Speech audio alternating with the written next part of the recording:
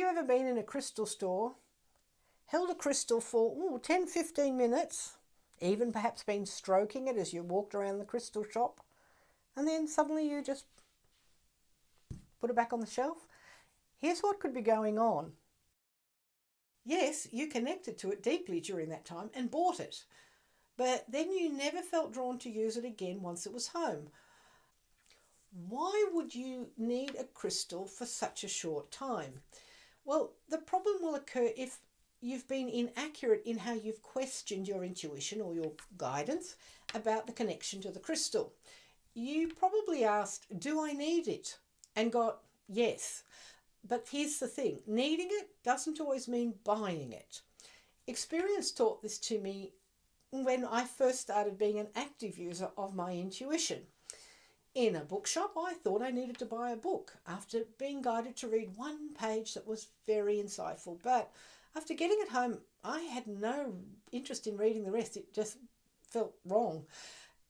Yes, I had needed to read it, or rather just that one page. However, I had not needed to buy it. As a crystal seller, I also watched this occurring from time to time with customers. I watched what looked like a definite sale with a crystal coming up, as it had been lovingly held for 20 minutes, and then the customer just put it back on the shelf. Yes, I would get frustrated. I would question my guidance about what was going on.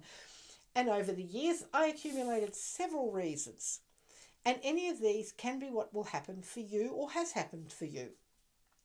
The most common reason was that the person needed to hold the crystal to clear heavy energy from a situation they had just been through.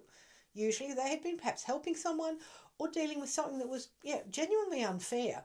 And this was some karmic grace that was being given back to them by their guides through using the shop's crystals to help fix their energy field. Or it was really important that their energy be opened, their mind be expanded, so that they could receive an important insight that was about to be passed to them in the shop by myself or another customer. Their guides knew that their energy was too wobbly, they were perhaps too ungrounded to receive the advice, hence the on-the-spot crystal help. And yes, those of us running the shop would of course then need to clear the crystal after they left. But there is one other reason about this interesting interaction between yourself and a crystal in a shop.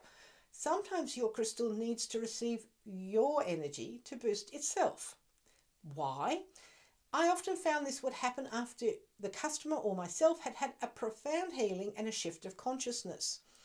So if it's you, well, you've probably found yourself drawn to a crystal store while still resonating with that upgrade.